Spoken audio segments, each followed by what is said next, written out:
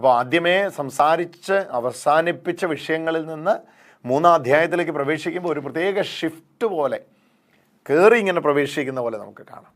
എന്താ 3-ാം അധ്യായം 1-ാം വാക്യം വായിക്കട്ടെ. ക്രിസ്തുവിനോടൊപ്പം നിങ്ങൾ ഉയർപ്പിക്കപ്പെട്ടെങ്കിൽ ദൈവത്തിൻ്റെ വലതുഭാഗത്ത് ഉപവിഷ്ടനായിരിക്കുന്ന ക്രിസ്തു വസിക്കുന്ന ഉന്നതത്തിലുള്ളവയെ അന്വേഷിക്കുവേൻ. ഒരു വലിയ യാഥാർത്ഥ്യത്തിലേക്ക് നമ്മെ കൊണ്ടുപോവുകയാണ്. നിങ്ങൾ ക്രിസ്തുവിനോടൊപ്പം ഉയർപ്പിക്കപ്പെട്ടിരിക്കുന്നു.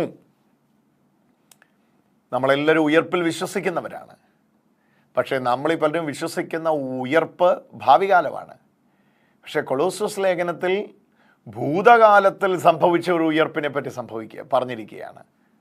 ക്രിസ്തുവിനോടൊപ്പം നിങ്ങൾ ഉയർപ്പിക്കപ്പെട്ടെങ്കിൽ, അപ്പോൾ ക്രിസ്തു ഉയർത്തപ്പോൾ ക്രിസ്തുവിനോടൊപ്പം നാം ഉയർത്തും. ഈ പ്രമേയം എത്ര സമയമെടുക്കും മനസ്സിലാക്കാൻ എന്നെനിക്ക് അറിഞ്ഞുകൂടാ. പക്ഷേ ഇത് വീണ്ടും ഞാൻ 1-2 പ്രാവശ്യം പറയാം. ക്രിസ്തുവിനോടൊപ്പം നിങ്ങൾ ഉയർപ്പിക്കപ്പെട്ടെങ്കിൽ, അപ്പോൾ അവിടുത്തെ ചിന്ത ഇതാണ്, നിങ്ങൾ ക്രിസ്തുവിനോടൊപ്പം ഉയർപ്പിക്കപ്പെട്ടു. എപ്പോഴാണ് ക്രിസ്തു ഉയർപ്പിക്കപ്പെട്ടെ? മരിച്ച് അടക്കപ്പെട്ട് 3-ാം നാൾ മരിച്ചവരുടെ ഇടയിൽ നിന്ന് ഈശോ ഉയർത്തെഴുന്നേറ്റു. ആ ഈശോയോടൊപ്പം നാം ഉയർത്തെഴുന്നേറ്റു, നമ്മളെയും ഉയർത്തെഴുന്നേൽപ്പിച്ചു. ഹല്ലേലൂയ.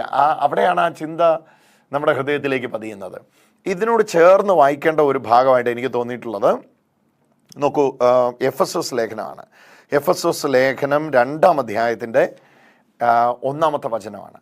അപരാധങ്ങളും പാപങ്ങളും മൂലം ഒരിക്കൽ നിങ്ങൾ മൃതരായിരുന്നു. അപരാധങ്ങളും പാപങ്ങളും മൂലം ഒരിക്കൽ നിങ്ങൾ മൃതരായിരുന്നു. മൃതരായ നമ്മെ അന്ന് ഈ ലോകത്തിൻ്റെ ഗതിയെ പിന്തുടർന്ന് അനുസരണക്കേടിൻ്റെ മക്കളിൽ പ്രവർത്തിക്കുന്ന അരൂപിയായ അന്തരീക്ഷ ശക്തികളുടെ അധീശനെ അനുസരിച്ച് നടക്കുകയായിരുന്നു. അനുസരണക്കേടിൻ്റെ മക്കളോടൊപ്പം ഈ കാലത്ത് നിങ്ങളും ശരീരത്തിൻ്റെയും മനസ്സിൻ്റെയും അഭിലാഷങ്ങൾ സാധിച്ചുകൊണ്ട് ജഡമോഹങ്ങളിൽ ജീവിച്ചു. നിങ്ങളും മറ്റുള്ളവരെ പോലെ സ്വഭാവേന കോപത്തിൻ്റെ മക്കളായിരുന്നു. എന്നാൽ എന്ത് ചെയ്തു എന്ന് നോക്കൂ, 4-ാമത്തെ വചനം. എന്നാൽ നമ്മൾ പാപം വഴി മരിച്ചവരായിരുന്നിട്ടും കരുണാസമ്പന്നനായ ദൈവം നമ്മോട് കാണിച്ച മഹത്തായ സ്നേഹത്താൽ ക്രിസ്തുവിനോടുകൂടെ നമ്മെ ജീവിപ്പിച്ചു. തീർന്നില്ലേ? ക്രിസ്തുവിനോടുകൂടെ നമ്മെ ജീവിപ്പിച്ചു. എന്നിട്ട് കൃപയാൽ നിങ്ങൾ രക്ഷിക്കപ്പെട്ടു. 6-ാമത്തെ വാക്യം എഫെസോസ് 2:6 ക്രിസ്തുവിനോടുകൂടെ അവിടുന്ന് നമ്മെ ഉയർപ്പിച്ച് സ്വർഗത്തിൽ അവനോടുകൂടെ ഇരുത്തുകയും ചെയ്തു. ക്രിസ്തുവിനോട് കൂടെ അവിടുന്ന് നമ്മെ ഉയർപ്പിച്ച് സ്വർഗത്തിൽ ഇരുത്തുകയും ചെയ്തു. അപ്പോൾ ക്രിസ്തുവിൻ്റെ ഉയർപ്പ് നമ്മുടെ ഉയർപ്പാണ്. ക്രിസ്തുവിനോട് കൂടെ നമ്മെയും ഉയർപ്പിച്ചു. ഞാൻ യേശുക്രിസ്തുവിനോടൊപ്പം ഉയർത്തെഴുന്നേറ്റിരിക്കുന്നു. അയ്യോ, എത്ര ബുദ്ധിമുട്ടുള്ള ഒരു സത്യമാണെന്നറിയോ വിശ്വസിക്കാൻ. നമ്മളെല്ലാവരും ഇനിയൊരു ഉയർപ്പ് നടക്കും എന്ന് വിശ്വസിച്ചിരിക്കുകയാണ്. കർത്താവായ യേശുക്രിസ്തുവിൻ്റെ 2-ാമത്തെ വരവ്, നമ്മൾ മരിച്ചവരാണെങ്കിൽ നമ്മൾക്ക് ഉയർത്തെഴുന്നേൽപ്പുണ്ടാകും. ജീവിച്ചിരിക്കുന്ന നമ്മളാണെങ്കിൽ നമുക്ക് രൂപാന്തരം ഉണ്ടാകും. ട്രാൻസ്ഫോർമേഷനോ റിസറക്ഷനോ നമുക്ക് സംഭവിക്കും. അങ്ങനെ നാം ഈശോയോട് കൂടെ ആയിരിക്കും. ഇത് ഭാവികാലമായ ഒരു പ്രത്യാശയാണ്. ഭാവികാല ഭാഗ്യകരമായ ഒരു പ്രത്യാശയാണ്. എന്നാൽ ഭൂതകാലത്തിൽ സംഭവിച്ച ഒരു കാര്യം നമ്മെ എഫെസോസ് 2-ലും കൊളോസോസ് 3-ലും ഒറ്റ വിശദീകരണം പോലെ വിശദീകരിച്ച് പഠിപ്പിക്കുകയാണ്. നിങ്ങൾ ക്രിസ്തുവിനോടൊപ്പം ഉയർപ്പിക്കപ്പെട്ടെങ്കിൽ, ഇതാണ് കൊളോസോസ് 3:1. എന്നാൽ എഫെസോസ് 2:6 നോക്കിയേ, യേശുക്രിസ്തുവിനോട് കൂടെ അവിടുന്ന് നമ്മെ ഉയർപ്പിച്ച് സ്വർഗത്തിൽ അവനോടുകൂടെ ഇരുത്തുകയും ചെയ്തു. നോക്കിയ ഓരോ ഘട്ടത്തിലും അത് ഭൂതകാലത്തിലേക്ക് നമ്മെ നയിക്കുകയാണ്. നോക്കിയ വാക്യത്തിന് ക്രിസ്തുവിനോടുകൂടെ, അപ്പോൾ ക്രിസ്തു മരിച്ചത് ഭൂതകാലത്തിലാണ്. നമ്മെ ഉയർപ്പിച്ചത് സ്വർഗത്തിൽ അവനോടുകൂടെ ഇരുത്തുകയും ചെയ്തു. ചെയ്യുമെന്നല്ല, ചെയ്തു എന്നാണ്. ഉയർപ്പിച്ചു എന്നാണ്. ക്രിസ്തുവിനോടുകൂടെ എന്നാണ്. ക്രിസ്തു ഉയർത്തെഴുന്നേറ്റതോടുകൂടെ നമുക്ക് സംഭവിച്ചു എന്നാണ്. അപ്പോൾ ഈ ഒരു യാഥാർത്ഥ്യം എന്തുകൊണ്ടാണ് നമ്മളിതുവരെ കേൾക്കാതെ പോയത്? എന്തുകൊണ്ടാണ് ഇത് നമ്മൾ പഠിക്കാതെ പോയത്? ഇതൊരു വലിയ സത്യമല്ലേ? ഇത് പഠിക്കാൻ സമയം എടുക്കണ്ടേ? ഇതല്ലേ വലിയ സത്യം? ഇതല്ലേ നമ്മുടെ ഹൃദയത്തിൽ പതിയേണ്ട സത്യം? ക്രിസ്തുവിനോടുകൂടെ ഞാൻ ഉയർപ്പിക്കപ്പെട്ടവനാണ്. ക്രിസ്തുവിനോടുകൂടെ എന്നെ ഉയർപ്പിച്ചിരിക്കുന്നു. പുനരുത്ഥാനം ചെയ്തവനാണ് ക്രിസ്തുവിനോടൊപ്പം. പ്രിയപ്പെട്ടവരെ, അതുകൊണ്ടാണ് പരിശുദ്ധമായ കുദാശയായ മാമോദീസ, ജ്ഞാനസ്നാനം ഏറ്റവും അമൂല്യമായ ഒന്നായി മാറുന്നത്. ഒരു ജ്ഞാനസ്നാനത്തിൽ തന്നെ ഈ രഹസ്യം നമ്മളിലേക്ക് സഭ പരികർമ്മം ചെയ്തു തരികയാണ്. ജ്ഞാനസ്നാനത്തിൽ എന്താണ്? കൂദാശ എന്ന വാക്കിൻ്റെ അർത്ഥം തന്നെ മിസ്റ്റൂറിയോൺ അല്ലെങ്കിൽ രഹസ്യം എന്നാണ്. ഞാൻ എപ്പോഴും ചിന്തിക്കുക, എന്താണ് ഈ മാമോദീസയ്ക്കകത്ത് ഇത്ര രഹസ്യമുള്ളത്? അവിടെ സ്നാപകൻ പരസ്യമായിട്ട് നിൽക്കുന്നു, സ്ഥാനാർത്ഥി പരസ്യമായിട്ട് നിൽക്കുന്നു, സ്നാനത്തൊട്ടി പരസ്യമാണ്, അത് ഉൾപ്പെട്ടിരിക്കുന്ന പള്ളി പരസ്യമാണ്, അവിടെ വന്നിരിക്കുന്ന എല്ലാവരും പരസ്യമാണ്, അവിടുത്തെ കൊയർ പരസ്യമാണ്, അവിടുത്തെ അൽത്താര പരസ്യമാണ്, എല്ലാം പരസ്യം. പിന്നെ എന്താണ് ഈ മാമോദീസയ്ക്കകത്ത് ഇങ്ങനെ ഇവർ രഹസ്യമുണ്ടെന്ന് പറയുന്നു? മിസ്റ്റൂറിയോണാണ് രഹസ്യം. ഇത് വലിയ രഹസ്യം. അത് കുർബാനയിൽ രഹസ്യമുണ്ട്, കുംഭസാരത്തിൽ രഹസ്യമുണ്ട്. ഇപ്പോൾ നമ്മളിവിടെ വരുന്നു, ഏതാണ് മാമോദീസയിൽ രഹസ്യമുണ്ട്. അപ്പോൾ എന്താണ് ഇതിനകത്തെ രഹസ്യം? ഇതിനകത്തെ രഹസ്യം ഇതാണ്. മാമോദീസയിലെ കുർബാനയിൽ രഹസ്യം എന്താണ്? അവിടെ കാണുന്ന എല്ലാം പരസ്യമായിട്ടാണ്. അപ്പം പരസ്യമാണ്, അച്ഛൻ പരസ്യമാണ്, എടുത്തുയർത്തുന്ന കൈ പരസ്യമാണ്, എല്ലാം പരസ്യമാണ്. പക്ഷേ അവിടുത്തെ രഹസ്യം എന്താണ്? ഈ അപ്പം ഈശോയുടെ ശരീരമായി മാറുന്നു. അതാണ് അവിടുത്തെ രഹസ്യം. മാമോദീസയിൽ രഹസ്യം എന്താണ്? മാമോദീസയിൽ നാം ഈശോയോടൊപ്പം ക്രൂശിതരാകുന്നു, നാം ഈശോയോടൊപ്പം മരിക്കുന്നു, ഈശോയോടൊപ്പം സംസ്കരിക്കപ്പെടുന്നു, ഈശോയോടൊപ്പം പുനരുദ്ധാനം ചെയ്യപ്പെടുന്നു, ഈശോയോടൊപ്പം സ്വർഗാരോഹണം ചെയ്യപ്പെടുന്നു. ഈ 5 രഹസ്യമാണ് മാമോദീസയിൽ രഹസ്യം. അതിലൊരു രഹസ്യമാണ് ഇപ്പം നമ്മൾ വായിച്ചത്. എന്താ? ക്രിസ്തുവിനോടൊപ്പം നാം ഉയർപ്പിക്കപ്പെട്ടിരിക്കുന്നു. അപ്പോൾ എന്താണ് ഇതിൻ്റെ സാധ്യത? ഇതിൻ്റെ പോസിബിലിറ്റി ഞാൻ പറയാം. ഉദ്ധിതനായ ക്രിസ്തുവിനെ ഒരു ശക്തിക്കും പിടിച്ചു വെക്കാൻ കഴിയാത്തതുപോലെ ഉദ്ധിതനായ ക്രിസ്തുവിനോടൊപ്പം ഉയർത്തെഴുന്നേറ്റ നീയും പുനരുദ്ധാനത്തിൻ്റെ ജീവനിൽ ജീവിക്കുവാൻ വിളിക്കപ്പെട്ടവനാണ്. അതാണ് അതിൻ്റെ ഒന്നാമത്തെ അർത്ഥം. എന്താ പറഞ്ഞതിൻ്റെ അർത്ഥം? ഉദ്ധിതനായ ക്രിസ്തു സകല പൈശാചിക അടിമത്തങ്ങളെയും പൊട്ടിച്ചെറിഞ്ഞിട്ടാണ് ഉദ്ധിതനായത്. മരണത്തിന് അവനെ പിടിച്ചു വെക്കാൻ കഴിഞ്ഞില്ല, പാതാളം അവനെ ഒതുക്കി വെക്കാൻ പറ്റിയില്ല, കല്ലറയ്ക്ക് അവനെ കെട്ടിവെക്കാൻ കഴിഞ്ഞില്ല. മരണം, പാതാളം, കല്ലറ, മരിച്ചവരുടെ ഇടയിൽ നിന്ന് എല്ലാവരും മരിച്ചിട്ടുണ്ട്, സകല മഹാന്മാരും മരിച്ചിട്ടുണ്ട്. പക്ഷെ മരിച്ചവരെ ഉലക മഹാന്മാരഖിലരും ഒരുപോൽ ഉറങ്ങുന്നു കല്ലറയിൽ. അങ്ങനെയാ പാടുന്നത്. ഉലക മഹാന്മാരഖിലരും ഒരുപോൽ ഉറങ്ങുന്നു കല്ലറയിൽ, നമ്മുടെ ഉന്നതനേശു മഹേശ്വരൻ മാത്രം. കണ്ടോ? നമ്മുടെ ഉന്നതനായ ഈശോ മഹേശ്വരൻ മാത്രം ഉയരത്തിൽ ജീവിക്കുന്നു. ഉലക മഹാന്മാർ അഖിലരും ഒരുപോൽ ഉറങ്ങുന്നു കല്ലറയിൽ, നമ്മുടെ ഉന്നതനേശു മഹേശ്വരൻ മാത്രം ഉയരത്തിൽ ജീവിക്കുന്നു. ഗീതം ഗീതം ജയ ജയ ഗീതം പാടുവിൻ സോദരരെ, നമ്മുടെ യേശുനാഥൻ ജീവിക്കുന്നതിനാൽ സ്തുതിഗീതം ജയഗീതം പാടിടുവീൻ. കണ്ടോ? വാതിലുകളെ നിങ്ങൾ തലകളെ ഉയർത്തുവിൻ, വരുന്നിതാ ജയരാജൻ. നിങ്ങൾ ഉയർന്നിരിപ്പീൻ കതകുകളെ ശ്രീ യേശുവെ സ്വീകരിപ്പാൻ. കണ്ടോ? അവിടെ പാടുകയാണ്, ഉലകമഹാന്മാർ അഖിലരും ഒരുപോൽ ഉറങ്ങുന്നു കല്ലറയിൽ. എന്നാൽ നമ്മുടെ ഉന്നതൻ യേശു മഹേശ്വരൻ മാത്രം ഉന്നതനായിട്ട് ഉയരത്തിൽ ജീവിക്കുന്നു. ഹല്ലേലൂയ. മരിച്ചവരുടെ ഇടയിൽ നിന്ന് അപ്പോൾ യേശുവിൻ്റെ ഉയർപ്പ് എല്ലാ ശക്തികളെയും പരാജയപ്പെടുത്തിക്കൊണ്ടുള്ള ഉയർപ്പായിരുന്നു എങ്കിൽ അതേ ഉയർപ്പ് എനിക്ക് നിങ്ങൾക്ക് സിദ്ധിച്ചിരിക്കുന്നു എന്ന് പറഞ്ഞാൽ അത് ഫിസിക്കലായിട്ട് ഈ ശരീരത്തിന് ഉയർപ്പ് സംഭവിച്ചു എന്നുള്ളതിലുപരിയായിട്ട് നമ്മൾ മനസ്സിലാക്കേണ്ടത് ഇതിന് വലിയൊരു ആത്മീയ അർത്ഥമാണുള്ളത്.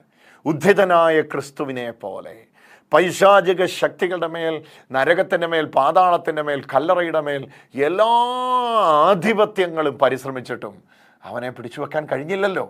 അപ്പോൾ അതുപോലെയാണ് ഉദ്ധിതനായവനോടൊപ്പം ഉയർത്തപ്പെട്ട, ഉദ്ധരിക്കപ്പെട്ട, ഉദ്ധിതനായ നീയും. അതാണ് ആ വചനത്തിൻ്റെ അർത്ഥം.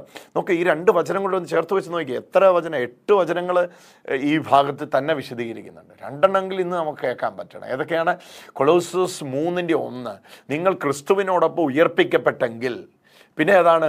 എഫെസോസ് 2:6. എഫെസോസ് 2:6 എന്നാ ക്ലാരിറ്റിയിലാണ് പറഞ്ഞിരിക്കുന്നത്. ഒന്നുകൂടെ ഞാൻ വായിക്കട്ടെ. ക്രിസ്തുവിനോടുകൂടെ അവിടുന്ന് നമ്മെ ഉയർപ്പിച്ച് സ്വർഗത്തിൽ, നോക്കിയ, ക്രിസ്തുവിനോടുകൂടെ അവിടുന്ന് നമ്മെ ഉയർപ്പിച്ച് സ്വർഗത്തിൽ അവനോടൊപ്പം ഇരുത്തുകയും ചെയ്തു. ഫ്യൂച്ചറിസ്റ്റിക് പ്രോമിസ് അല്ലത്. ഫ്യൂച്ചറിസ്റ്റിക് പ്രോമിസ് ആയിട്ട്, ഭാവികാല വാഗ്ദാനമായിട്ട് യേശുവിനോടുകൂടെ ഉയർത്തെഴുന്നേൽക്കുമെന്ന് ചിന്തിക്കുന്നതിൽ ഒരു തെറ്റുമില്ല. ആ സഭയുടെ വിശ്വാസം തന്നെയാണ്. പക്ഷേ ഭാവികാലം വിശ്വസിക്കുന്നതിന് മുമ്പ് ഭൂതകാലം വിശ്വസിക്കണം. എന്താണ് നമുക്ക് സംഭവിച്ചത്? 2024 വർഷം മുമ്പ് ഈശോ ക്രൂശിൽ മരിച്ചപ്പോൾ മരിച്ച് അടക്കപ്പെട്ട് ഉദ്ധിതനായ ക്രിസ്തുവിനോടൊപ്പം എനിക്ക് നിങ്ങൾക്ക് എന്താ സംഭവിച്ചത്? ആ സംഭവിച്ച കാര്യം നഗ്നമായി രേഖപ്പെടുത്തിയിരിക്കുകയാണ്. വെളിപ്പെടുത്തി പരിശുദ്ധാത്മ പറഞ്ഞിരിക്കുകയാണ്. അവനോടൊപ്പം നീയും ഉയർപ്പിക്കപ്പെട്ടിരിക്കുന്നു. ഉദ്ധിതനായവനോടൊപ്പം ഞാനും ഉയർപ്പിക്കപ്പെട്ടിരിക്കുന്നു. ഈ സത്യത്തെ നമ്മൾ വിശ്വസിക്കുകയും ഇത് നമ്മൾ വായ കൊണ്ട് അധരം കൊണ്ട് പറയുകയും ഹൃദയം കൊണ്ട് വിശ്വസിക്കുകയും ചെയ്യാതെ ഇതിൻ്റെ ശക്തി നമ്മളിലേക്ക് വ്യാപിക്കുകയില്ല പ്രിയപ്പെട്ടവരെ. ഇതിൻ്റെ ശക്തി നമ്മളിലേക്ക് വ്യാപിക്കത്തില്ല. ഇത് മരണകരമായ സകല സ്വാധീനങ്ങളെയും അതിജീവിക്കുന്ന ശക്തിയാണ്. എല്ലാ പൈശാചിക സ്വാധീനങ്ങളെയും അതിജീവിക്കുന്ന ശക്തിയാണ്. ഈ ശക്തിയാണ് ദൈവത്തിൻ്റെ വചനം നമുക്കായിട്ട് തന്നിരിക്കുകയാണ് പ്രിയപ്പെട്ടവരെ. ഏറ്റെടുക്കാൻ നമുക്ക് പറ്റുമോ? അതാ ഈ വചനം നമ്മൾ വായിക്കുന്നത്. ക്രിസ്തുവിനോട്, ഞാൻ ഇനി ആ കൊളോസ്സസ് ലേഖനത്തിൻ്റെ പ്രയോഗം വായിക്കാം. കൊളോസ്സസ് ലേഖനം 3-ാം അധ്യായത്തിൻ്റെ 1. ക്രിസ്തുവിനോടൊപ്പം നിങ്ങൾ ഉയർപ്പിക്കപ്പെട്ടെങ്കിൽ. അപ്പോൾ ആദ്യ ബോധ്യം ഈ കാര്യത്തിൽ, first conviction we need in the first part, I am risen with Christ. ഞാൻ ക്രിസ്തുവിനോടൊപ്പം ഉദ്ധിതനായിരിക്കുന്നു, ഉയർത്തെഴുന്നേറ്റിരിക്കുന്നു. എന്നിട്ടാണ് 2ാമത്തെ സത്യത്തിലേക്ക് വരേണ്ടത്. ഇനി പറയുകയാണ്, സെറ്റ് യുവർ തോട്ട്, നിങ്ങളുടെ ചിന്തകളെ, അതാണ് 2ാം ഭാഗം പറയുന്നത്. നീ ക്രിസ്തുവിനോടൊപ്പം ഉയർപ്പിക്കപ്പെട്ടിരിക്കുന്നെങ്കിൽ ദൈവത്തിൻ്റെ വലത്തുഭാഗത്ത് ഉപവിഷ്ടരായിരിക്കുന്ന ക്രിസ്തു വസിക്കുന്ന, ക്രിസ്തു ഉദ്ധിതനായിട്ട് എന്നാ ചെയ്തു? ദൈവത്തിൻ്റെ വലത്തുഭാഗത്ത് ഉപവിഷ്ടനായിരിക്കുന്നു. എന്നിട്ട് പറയുക, ദൈവത്തിൻ്റെ വലത്തുഭാഗത്ത് ഉപവിഷ്ടനായിരിക്കുന്ന ക്രിസ്തു വസിക്കുന്ന ഉന്നതത്തിലുള്ളവയെ അന്വേഷിക്കുവീൻ, ഭൂമിയിലുള്ളവയെ അന്വേഷിക്കുവീൻ. അടുത്തെന്താണ്? ഉന്നതത്തിലുള്ളവയെ അന്വേഷിക്കുവീൻ. അവിടെ ഇരിക്കുന്നതുകൊണ്ട് അവിടെയുള്ളത് അന്വേഷിക്കുകയും ഇവിടെ ഇരുത്തപ്പെട്ടത് കൊണ്ട് ഇവിടെയുള്ളത് അന്വേഷിക്കുകയും. ഹല്ലേലൂയ. എന്താണ് ഇതിൻ്റെ ബാക്ക്ഗ്രൗണ്ട് എന്ന് ഓർമ്മയുണ്ടല്ലോ. 2ാം അധ്യായത്തിൽ നിന്ന് കണക്ട് ചെയ്ത് വരണോ? അത് പ്രപഞ്ചത്തിലെ മൂലഭൂതങ്ങൾ അവ ഭൂമിയിലുള്ളവയാണ്. അതിൻ്റെ പുറകെ പോവാണ് മനുഷ്യൻ. വെള്ളത്തിൽ നിന്നുള്ള ദോഷം, ചന്ദ്രനിൽ നിന്നുള്ള ദോഷം, ഭൂമിയിൽ നിന്നുള്ള ദോഷം, ചന്ദ്രനിൽ നിന്നുള്ള ദോഷം. അങ്ങനെ കൊളോസ്സസ് ലേഖനം 2ാം അധ്യായം വിശദീകരിക്കുമ്പോൾ അവിടെ വിശദീകരിക്കുന്നവയെല്ലാം ദോഷങ്ങളെപ്പറ്റി, ഭൂമിയിൽ നിന്നുള്ള ദോഷങ്ങളെ പറ്റിയാണ്. എന്നിട്ട് 3ാം അധ്യായത്തിൽ പറയുന്നത്, നിങ്ങൾ ക്രിസ്തുവിനോടൊപ്പം ഉയർത്തപ്പെട്ട് ക്രിസ്തു ദൈവത്തിൻ്റെ വലത്തുഭാഗത്തിരിക്കുന്നിടമായ ഉയരത്തിലുള്ളത് അന്വേഷിക്കുകയും. അപ്പം മുകളിലേക്ക് കയറ്റപ്പെട്ടത് കൊണ്ട് ഇവിടെ ഉള്ളതിനെ അന്വേഷിക്കുക. താഴെ ജീവിക്കുന്നവർ താഴെ ഉള്ളതിനെക്കുറിച്ച് ചിന്തിക്കട്ടെ, മോളിൽ ജീവിക്കുന്നവർ മുകളിലുള്ളതിനെ കിട്ടിയല്ലേ? അതാണ് താഴെ ജീവിക്കുന്നവർ താഴെയുള്ളതിനെ പറ്റി ചിന്തിക്കട്ടെ. മുകളിൽ ഇരുത്തപ്പെട്ട ശേഷം താഴെ ജീവിക്കുന്നവർ താഴെയുള്ളതിനെ പറ്റി ചിന്തിക്കട്ടെ, മുകളിലുള്ളതിനെ പറ്റി ചിന്തിക്കട്ടെ. ഇവിടെയാണ് ആ ചിന്ത നമ്മുടെ ഹൃദയത്തിലേക്ക് ആഴമായിട്ട് വരേണ്ടത്. നമ്മുടെ ചിന്തകൾ മുഴുവൻ ഉന്നതത്തിലുള്ളവയെ പറ്റിയാണ്. കാരണം ഉന്നതത്തിൽ ഇരുത്തപ്പെട്ടിരിക്കുന്നു. അതായത് ഇനി ഒരു ചിന്ത പറയുന്നതെന്ന് ശ്രദ്ധിച്ച് കേൾക്കണേ. ഇത് വളരെ പ്രധാനപ്പെട്ട ഒരു കാര്യമാണ്. നിങ്ങൾ ചിന്തിച്ച് നിങ്ങളുടെ ചിന്തയെ ഉന്നതത്തിൽ എത്തിക്കുവീൻ എന്നല്ല പറഞ്ഞിരിക്കുന്നത്. നിങ്ങൾ ഉന്നതത്തിൽ ഇരുത്തപ്പെട്ടതുകൊണ്ട് ഉന്നതത്തിലുള്ളത് ചിന്തിക്കുവിൻ, ഉന്നതത്തിലുള്ളത് അന്വേഷിക്കാനെന്നാണ് പറഞ്ഞിരിക്കുന്നത്. അതായത് ചിന്തിച്ച് നിങ്ങൾ ഉയരത്തിലെത്താനല്ല, അത് പറ്റില്ല. അതാണ് ലോകം പറയുന്നത്. എഴുതി മേളിൽ കയറുക. നീ കൂലിക്കാരനായിട്ട് കയറി, വേലക്കാരനായിട്ട് മാറി, പിന്നെ അവിടുന്ന് വേല ചെയ്യിക്കുന്നവനായി മാറി, പിന്നെ വേല കൊടുക്കുന്നവനായി മാറി, അവസാനം നീ ഒരു ഓണറാകുക. ഇതാണ് ലോകത്തിൻ്റെ തത്വം. തുപ്പുകാരനായിട്ട് കയറി, പിന്നെ ഓഫീസ് ക്ലർക്കായി മാറി, പിന്നെ ആ ഓഫീസിലെ അക്കൗണ്ടിൽ വന്ന്, പിന്നെ നീ അവിടെ ചിലപ്പോൾ മാനേജരായി, പിന്നെ നീ ആ കമ്പനിയുടെ ഓണറായി, അവസാനം നീ കമ്പനികളുടെ ഓണറായി. ഇതാണ് ലോകത്തിൽ ചെയ്തത്. ഈ കർത്താവിൻ്റെ വചനം എന്താ പറയുന്നത് അറിയാം? നിന്നെ അവിടുന്ന് കമ്പനികളുടെ ഓണറാക്കി വെച്ചിരിക്കുന്നതുകൊണ്ട് ഇനി ഈ തരത്തിൽ നിൻ്റെ ചിന്ത ഓപ്പറേറ്റ് ചെയ്യുക. ഹല്ലേലൂയ. ഇത് രണ്ടും വ്യത്യാസമാണ്. ഒന്ന് ഞാൻ താഴേന്ന് കയറി വരുന്നു, രണ്ടെന്നെ മേളിൽ കയറ്റി ഇരുത്തിയിരിക്കുന്നതുകൊണ്ട് ഇനി താഴെയുള്ളത് ചിന്തിക്കാനാണ് പറഞ്ഞിരിക്കുന്നത്. അതിലേതാ ഇവിടെ വചനം പറയുന്നത്? നിങ്ങളവിടെ ഇരുത്തപ്പെട്ടിരിക്കുന്നത് കൊണ്ട് ക്രിസ്തു ദൈവത്തിൻ്റെ വലതുഭാഗത്ത് ഉപവിഷ്ടരായിരിക്കുന്ന ക്രിസ്തു വസിക്കുന്ന ഉന്നതത്തിലുള്ളവയെ അന്വേഷിക്കുവിൻ. കണ്ടോ? ഉന്നതത്തിലുള്ളവയെ ക്രിസ്തു ദൈവത്തിൻ്റെ വലതുഭാഗത്ത് ഇരിക്കുന്നിടമായ ഉന്നതത്തിലുള്ളവയെ അന്വേഷിക്കുവിൻ. എന്നിട്ട് എടുത്തു പറയുക, ഭൂമിയിലുള്ള വസ്തുക്കളിലല്ല. കണ്ടോ? അപ്പോൾ ഉദ്ദേശിക്കുന്നത് എന്നാന്ന് മനസ്സിലായോ? ഭൂമിയിലുള്ള വസ്തുക്കൾ എനിക്ക് ദോഷം ചെയ്യുമെന്ന് ചിന്തിക്കുന്ന ചിന്തയിൽ നിന്നാണ്. ചന്ദ്രദോഷം, അമാവാസ്യയുടെ ദോഷം, കുടിച്ചതിൻ്റെ ദോഷം, കഴിച്ചതിൻ്റെ ദോഷം, കണ്ടോ? തൊട്ടതിൻ്റെ ദോഷം, എടുത്തതിൻ്റെ ദോഷം, കണ്ണിൻ്റെ ദോഷം, ദിവസത്തിൻ്റെ ദോഷം, സാപത്തിൻ്റെ ദോഷം, ചന്ദ്രൻ്റെ ദോഷം, ഇങ്ങനെ ദോഷങ്ങളുള്ള വസ്തുക്കളല്ല, ഭൂമിയിലുള്ളവയല്ല. അതിനെ വിട്ടേരെ. നീ ഉയരത്തിൽ ഇരിക്കപ്പെട്ടിരിക്കുന്നവനാണ്. ഇനി നിൻ്റെ ചിന്ത ഇതിനകത്ത് സെറ്റ് ചെയ്യുക. അതാണ് ഇവിടെ പറയുന്നത്. ക്രിസ്തുവിനോടുകൂടെ നിങ്ങൾ ഉയർപ്പിക്കപ്പെട്ടെങ്കിൽ ദൈവത്തിൻ്റെ വലത്തുഭാഗത്ത് ഉപവിഷ്ടനായിരിക്കുന്ന ക്രിസ്തു വസിക്കുന്ന ഉന്നതത്തിലുള്ളവയെ അന്വേഷിക്കുവേൻ. അടുത്ത നോക്കിയേ, ഭൂമിയിലുള്ള വസ്തുക്കളല്ല, പ്രത്യുത ഉന്നതത്തിലുള്ളവയെ ശ്രദ്ധിക്കുവേൻ. ഉന്നതത്തിലുള്ളവയെ ശ്രദ്ധിക്കുവേൻ. അത് ശ്രദ്ധിക്കുമ്പോഴാണ്. അപ്പോൾ ആദ്യത്തെ യാഥാർത്ഥ്യം എന്താണ്? ആദ്യത്തെ യാഥാർത്ഥ്യം, ഞാൻ ക്രിസ്തുവിനോടൊപ്പം ഉദ്ധിതനായിരിക്കുന്നു. ഹല്ലേലൂയ. ഒന്ന് പറഞ്ഞേ, ഞാൻ ക്രിസ്തുവിനോടൊപ്പം ഉദ്ധിതനായിരിക്കുന്നു. ഞാൻ ക്രിസ്തുവിനോടൊപ്പം ഉദ്ധിതനായിരിക്കുന്നു. അടുത്ത ചിന്ത എന്താ? ക്രിസ്തുവിനോടൊപ്പം ഉദ്ധിതനായ ഞാൻ ഇനി എന്താണ്? എൻ്റെ ചിന്തയിലാണ് ഈ യാഥാർത്ഥ്യം കൊണ്ടുവരേണ്ടത്. ഒറ്റയടിക്ക് ഉദ്ധിതനായ പരിശുദ്ധ മാമോദീസയിലൂടെ എന്നിലേക്ക് ഈ കൃപ പരികർമ്മം ചെയ്തു വന്നു. ഏതാണ്? ഉദ്ധിതനായ ക്രിസ്തുവിനോടൊപ്പം ഞാൻ ഉയർപ്പിക്കപ്പെട്ടു, സ്വർഗത്തിൽ ഇരുത്തപ്പെട്ടിരിക്കുന്നു. ഇനി പക്ഷേ ഇതിലേക്ക് എനിക്കൊരു ജീവിതമുണ്ട്. മാമോദീസയിലൂടെ ഒറ്റയടിക്ക് പരികർമ്മം ചെയ്ത് എന്നിലേക്ക് വന്ന കൃപയിൽ എനിക്കൊരു ജീവിതമുണ്ട്. ആ ജീവിതത്തിലാണ് എൻ്റെ ചിന്തകൾ ഈ എത്തിയിരിക്കുന്ന തലവുമായിട്ട് താരതമ്യപ്പെടുത്തുന്നത്. എൻ്റെ പ്രവർത്തികൾ എന്നെ ഇരുത്തപ്പെട്ടിരിക്കുന്ന സ്ഥലവുമായി ബന്ധപ്പെടുത്തുന്നത്. എൻ്റെ വാക്കുകൾ ഇരുത്തപ്പെട്ടിരിക്കുന്ന സ്ഥലത്തിന് ഉള്ളതാക്കി മാറ്റുന്നത്. അതൊരു ഡെയിലി പ്രോസസ്സാണ്. പക്ഷേ ഈ കാര്യം സംഭവിച്ചത് ഒറ്റയടിക്കാണ്. മറ്റേതൊരു തുടർമാനമായ പ്രക്രിയയാണ്. ആ പ്രക്രിയയിലേക്കാണ് ഈശോ നമ്മെ ക്ഷണിച്ചിരിക്കുന്നത്. അപ്പോൾ ഞാൻ ആവർത്തിച്ച് ആവശ്യപ്പെടുകയാണ്, മറ്റൊന്നും ഞാൻ നിങ്ങളോട് ആവശ്യപ്പെടുന്നില്ല. കൊളോസോസ് ലേഖനം 3-ാം അധ്യായത്തിൻ്റെ 1-2 വാക്യം വായിക്കുന്നതോടൊപ്പം എഫെസോസ് ലേഖനം 2-ാം അധ്യായത്തിൻ്റെ 1 മുതൽ 8 വരെയുള്ള വചനങ്ങളെങ്കിലും ചേർത്ത് വായിക്കുക. അന്നേരം നിങ്ങൾക്ക് ഈ രഹസ്യം മനസ്സിലാകും. എന്നിട്ട് എന്നെ തന്നെ ഞാനിനി ഈ രീതിയിൽ കാണാൻ തുടങ്ങുക. എങ്ങനെ എന്നെ തന്നെ കണ്ടു തുടങ്ങേണ്ടത്? ക്രിസ്തുവിനോടൊപ്പം ഉയർത്തെഴുന്നേറ്റപ്പെട്ടവനാണ് ഞാൻ. ക്രിസ്തുവിനോടൊപ്പം ഉയർത്തെഴുന്നേറ്റപ്പെട്ടവനാണ് ഞാൻ. അതുകൊണ്ട് എന്താണ്? എൻ്റെ ചിന്തകൾ, എൻ്റെ വാക്കുകൾ, എൻ്റെ നോട്ടം, എൻ്റെ പ്രവൃത്തികളെല്ലാം ഇതിന് യോജിച്ചതായി മാറണം. അതിലേക്കാണ് ദൈവം നമ്മെ ഓരോ ദിവസവും കൂദാശ ജീവിതത്തിലൂടെ നടത്തി നമ്മെ രൂപാന്തരപ്പെടുത്തിക്കൊണ്ടിരിക്കുന്നത്.